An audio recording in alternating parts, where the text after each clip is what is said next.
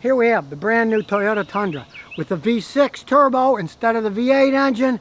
I'm going to tell you the truth about it. It's not a demo. Toyota didn't give it to me. No, he loves the look of the truck. It's the full-size Toyota truck. And he got the TRD 4x4 off-road. Beautiful wheels. He's got a lot of water in here. The man's thirsty. That's because he runs a barbecue. See all that charcoal? He uses that stuff up. Now, everybody knows throughout history the Tundras have been insanely long-lasting trucks, but this is kind of a controversial one because it doesn't have the V8 under the hood. As you take off the goofy top, you can see it's a twin turbo. Got a turbo on each side, and it puts out 389 horsepower. So that's 8 horsepower more than the V8 that it replaced. And in terms of torque, the V8 has 401 pound-feet of torque, but this V6 has 479 pound-feet of torque. It's got more torque. On paper, seems like it's got a lot of power. The biggest problem the Tundras always have were they were gas hogs. Now you take my grandson's Tundra. It's the 5.7 liter V8 engine. If he drives it normal, he gets about 10 miles a gallon. So far, the owner of this gets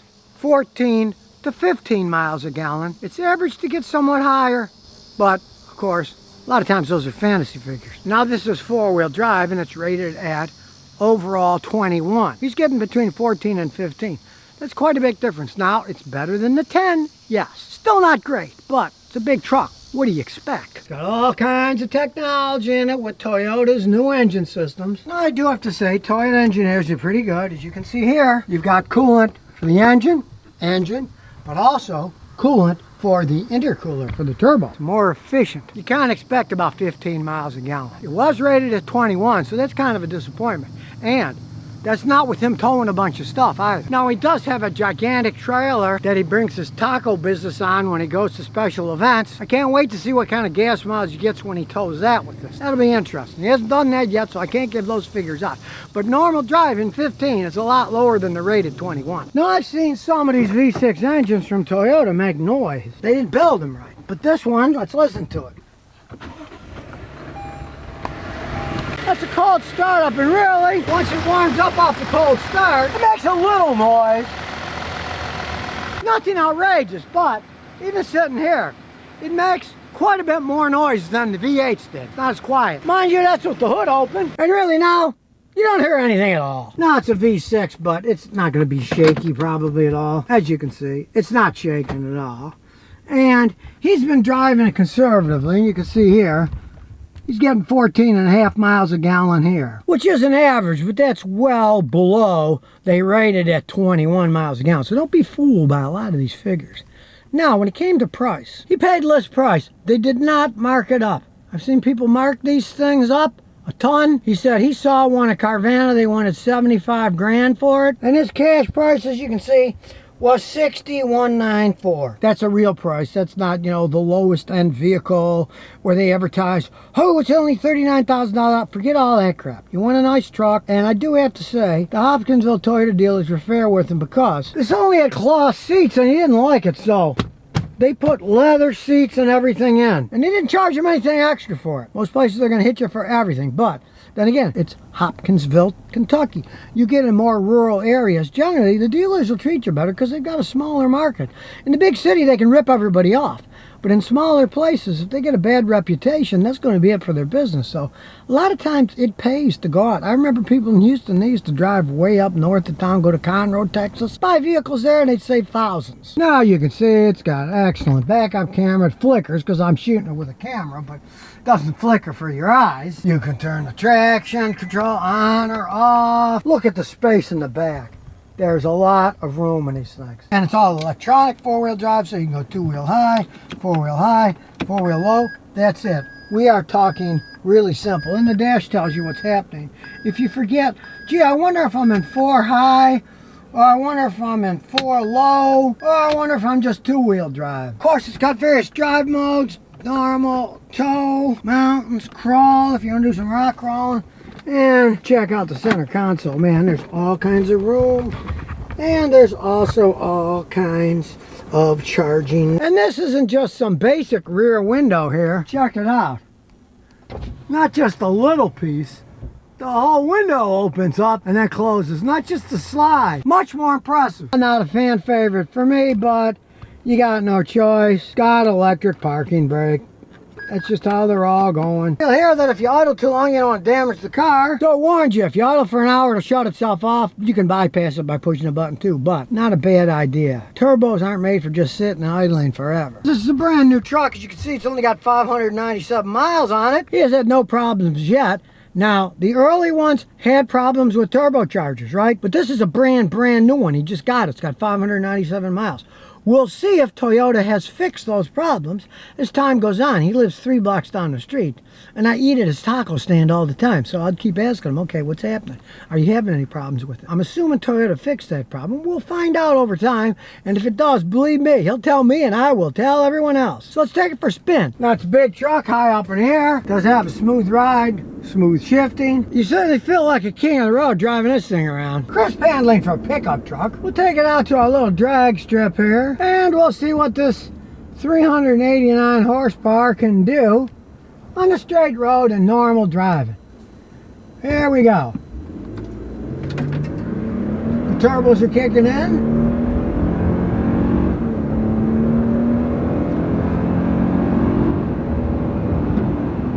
It's got plenty of acceleration. Although I do have to say the shifts, they weren't that smooth. A lot of people complain about that. They want to get the best gas mileage possible, but to me, it wasn't crisp enough. Now you can of course shift it yourself, okay? We'll put it down a couple gears. We'll put it in 3rd gear. Step on it.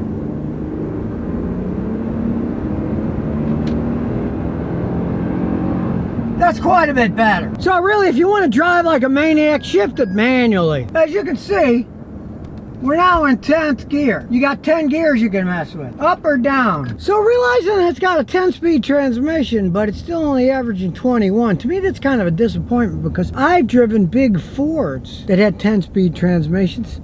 They got in the upper 20s, some of them. So, mind you, it is a Toyota. It'll probably last forever if you take care of it. I still like the V8s better. The grunt, the noise, the acceleration. This may have twin turbos, but with that 10-speed transmission, the old 5.7 V8s had more pickup. And that just shows you that torque rating can be misleading because this has quite a bit more torque than the V8, but it doesn't feel that way. See, I didn't put the turn signal on, went over the line and it knew it, so it's warning me. Obviously that system works.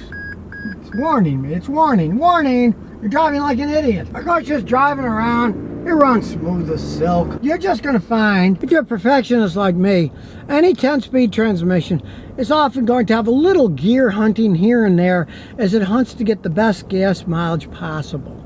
That's just how those things are. If you don't like that, you can shift it manually, it won't have any. And I do have to say, the turbos are pretty whisper quiet. You can barely hear them kicking on and off. You hear that woo as it spools down.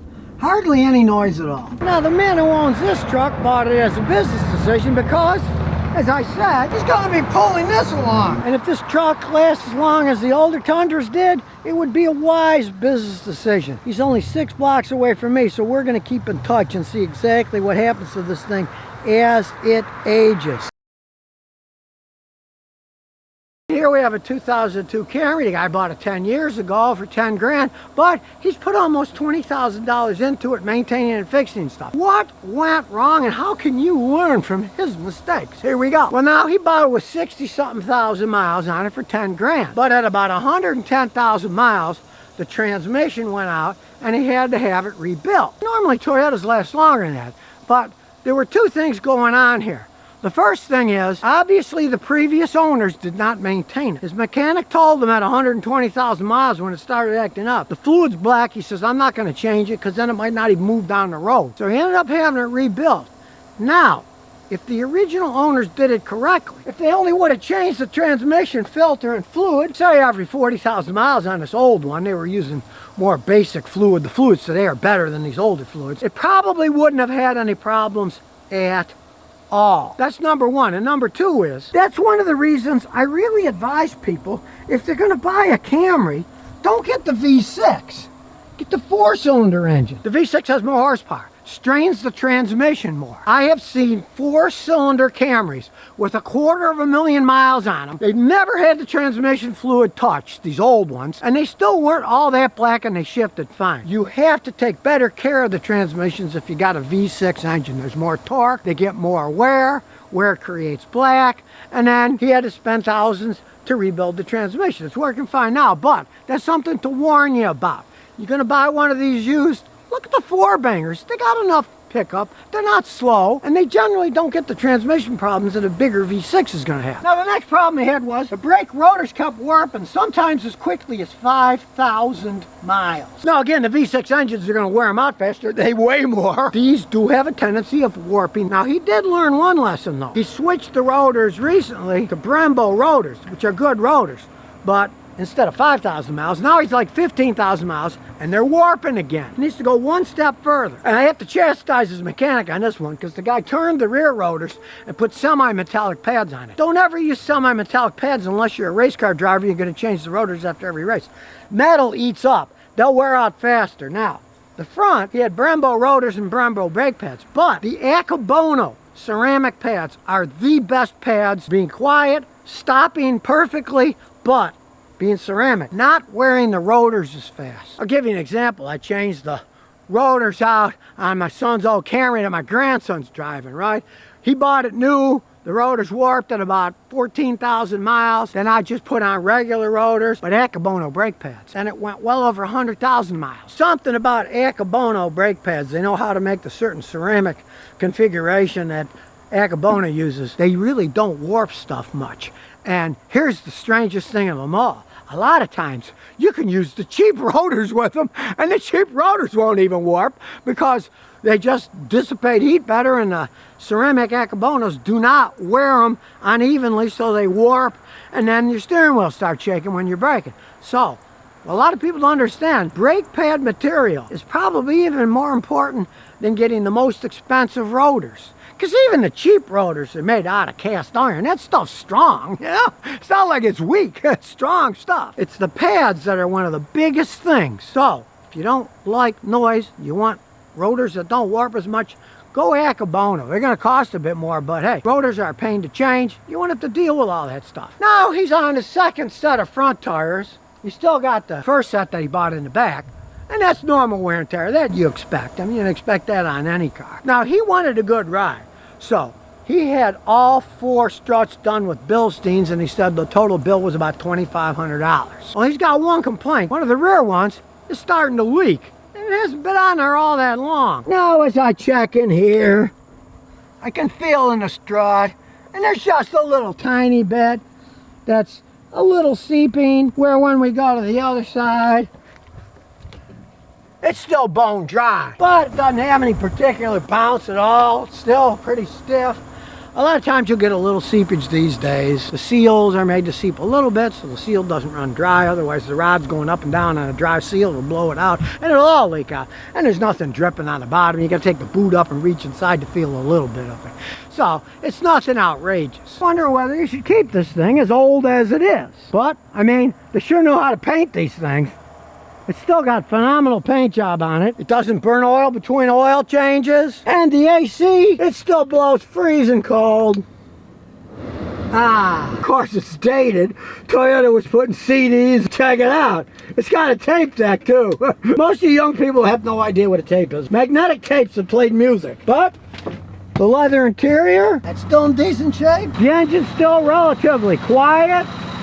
Now realize, yes, it is a timing belt, so you got to change it every once in a while. He had that done at 90,000 miles, but this is not a worrisome engine because it's a 3-liter Toyota V6. It is a non-interference engine. If the timing belt broke, you'd be stranded, but it wouldn't hurt the engine one iota. You would just take it apart, put a new belt on. It would not hurt anything. So it's not like one of those Honda V6s that they still use to this day in Odyssey and stuff. That's a rubber timing belt V6 that's an interference engine. You don't have to worry about that if you don't want to change it. Sometimes I've seen these things with 300,000 miles in the original belt, which has never snapped, so you never know. It won't hurt anything. Had the starter changed. That's normal wear and tear. But looks to me that the alternator's pretty old. So it's still got the original alternator. So here we go with our fancy scan tool all plugged in. So here we go. Notice it's Camry 02. And we'll do an automatic scan. Here we go. Well, it's a typical Camry. Everything is green. Start it up. We'll start looking at the data. Now, he did say he had one small problem. That every once in a while, goes fast, comes to a stop, it would stall out on him. Well, I told him, I said, Yeah, the fuel injectors might be dripping a little fuel. Well, it looks like my guess was spot on. The short-term fuel trim, it's subtracting 4.72%, sometimes 3.9%. And then the other side, on number 2, it's subtracting 3.9. And you can see up here now it's minus 5.5, minus 4.72. Now, that's not outrageous, but it's a Toyota. I've seen some of these things running almost 99% efficiency, even when they're older than this, right? So, it's running a little bit rich. I'd say the best thing to do, watch my video, make your car run better with a little spray cleaner. You can spray clean the throttle and the mass airflow sensor and throw some of Bernie's ATS Albuquerque fuel cleaner in the gas tank. I generally think it's going to stop stalling on. It only does it once in a while. And this mechanic back in Texas says, well, there's no codes or data that I can see. Well, this shows you that it is, like I say, running a little bit rich. When it subtracts fuel, it's subtracting it because it sees the engine's running a little bit rich. The oxygen sensors sense there's a little bit too much on-burn fuel, so it tries to lean it up. Say not outrageous, but a little bit. We'll look at some more data. The math looks good. It's a 3-liter engine. It should be around 3, 2.96. That's as close as you're going to get them. The air fuel trim, hey, it's pretty close. 1.00 is perfect. And there it is, 0.99. It's pretty close for an old car. And whoever rebuilt the transmission did a pretty good job. You can see there's no transmission codes at all stored. No misfire, 0.00. And it shows out of the 6 cylinders, they're all 0, 2 individually. See the computer that's testing the airflow meter. Both tests have completed and passed. So all in all, it's in excellent shape. Let's take it for a spin. Now, the inside steering wheel is typical. That's just the leather and rubber rubbing, they do that. But you did have to have the whole steering wheel column assembly replaced, which I find weird, but then he told me he had 2 shops working on the suspension. Then one of them said, oh, well, the steering's broken, so we got to replace all that. I'm assuming they broke it when they did the work, because that's pretty rare on one of these. Now, if it had been a Sienna van, the older Sienna vans, the second part of the steering column often breaks, and then when you turn them here, they go clunk, clunk, clunk. It didn't do that when he took it in, so I'm assuming they screwed that one up. So here we go. We'll roll up the windows, get a little silence. Still rides quite well. Corners quite well. The one thing people say, these are kind of boaty cars. You can see they do have a tendency of understeering. Now I can hear the wheel bearings in the back are going out though. Hear that? The rear wheel bearings are starting to wear out. Now it does have 142,000 miles on it. That's kind of typical. It's got decent power. We'll stop here, see what it's got.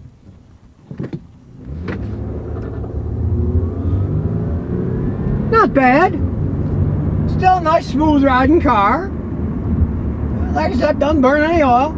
You did have to have the transmission overhauled, but as you can see, the downshift's good, they'll pass. Then it upshifts pretty smooth. The AC's blowing freezing cold. Still a nice riding car. Those Bilsteins are pretty good shock absorbers. You want to replace them with high quality ones, you know. You can't argue them.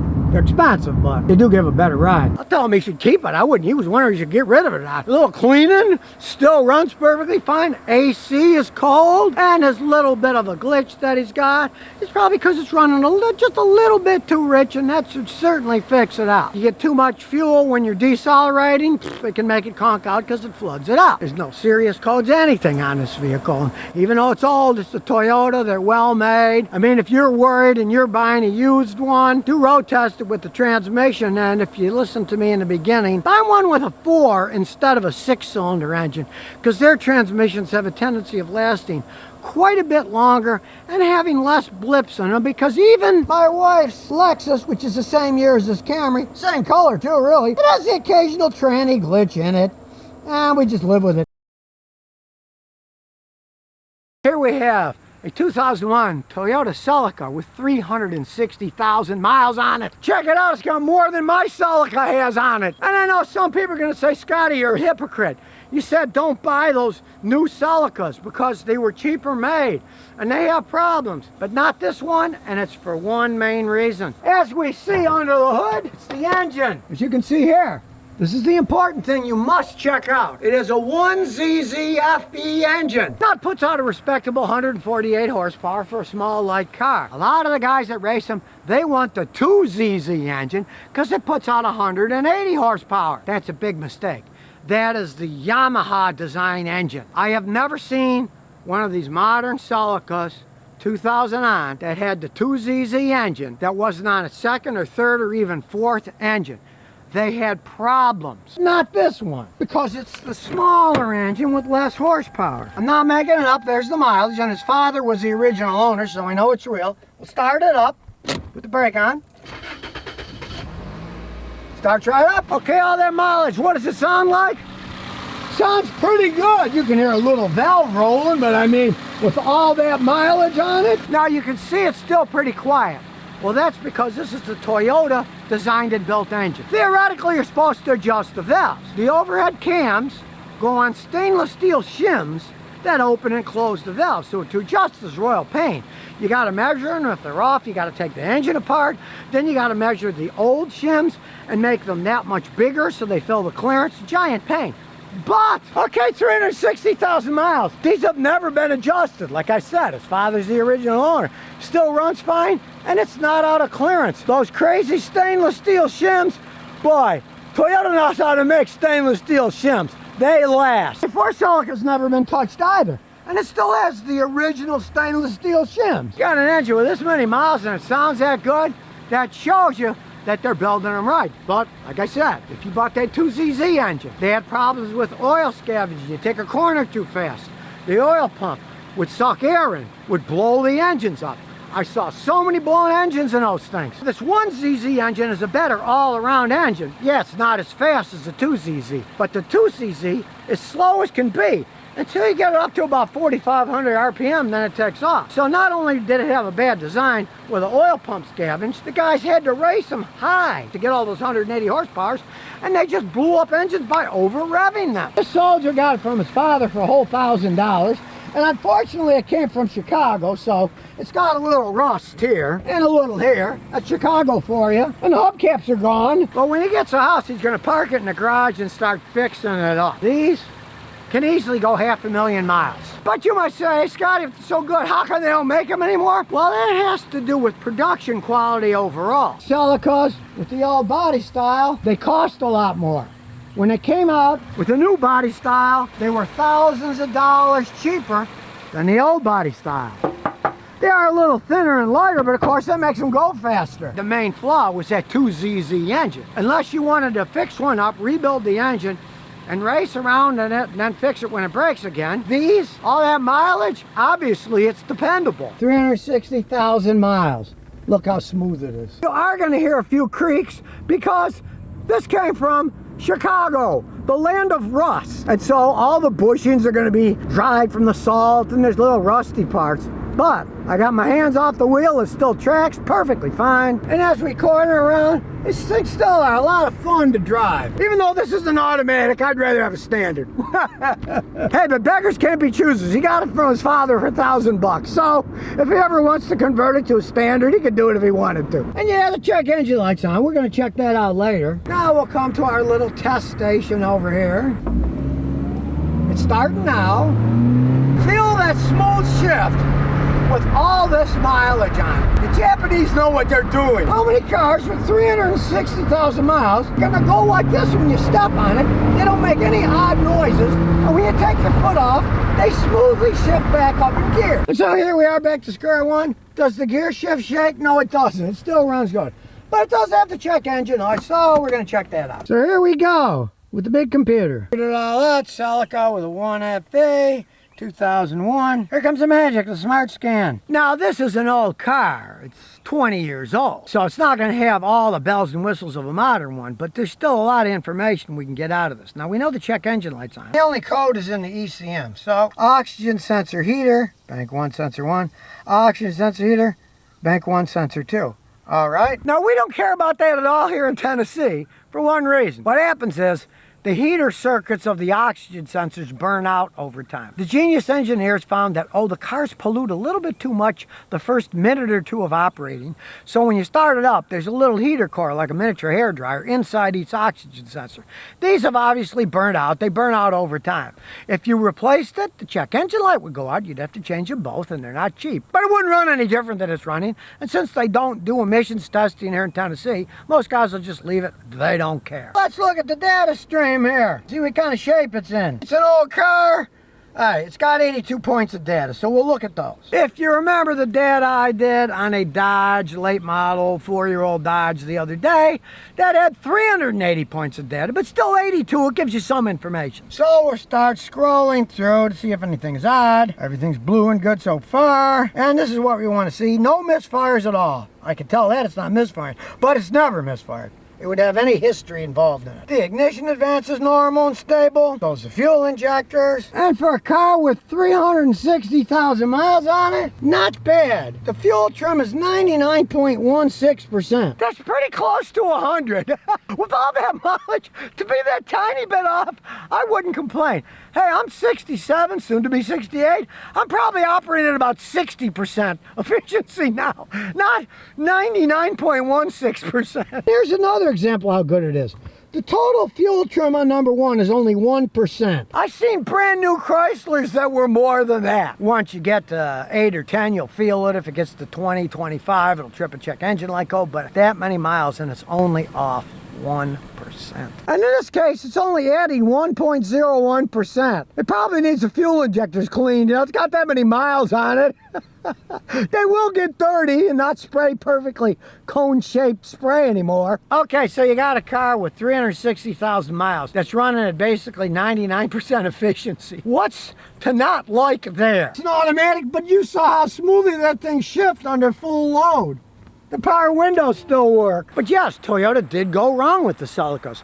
They put that 180 horsepower engine in a ton of them. My Celica isn't a race car. It's basically a Toyota Corolla with a different body and suspension. But it's no race car. Well, they did make the last model Celicas lighter. They're a lot cheaper to make. They were thousands less than the 99 Celicas were. But when they put that engine in, they got such a bad reputation. And even then, they couldn't compete with real sports cars that were putting out 250, 300, 400 horsepower. They went down the wrong road. You could find one of these that's got the 1ZZ engine in it. You can have a lot of fun on the cheap. They're still reliable Toyotas. They're fun to drive, but they're not race cars. And at the same time, the Toyota 86 that were the Subarus, they didn't make them, they just bought them from Subarus. They're not race cars either. That was kind of the replacement of these, and they're not race cars either. I'm kind of disappointed when I get it. I'm like, gee, paid all that money for that new car, doesn't seem all that fast to me. You can pick them up cheap. Just take my advice. You see it's got that 2ZZ engine designed by Yamaha? Run away, unless you want an expensive money pit as the engine blows. So if you never want to miss another one of my new car repair videos, remember to ring that bell.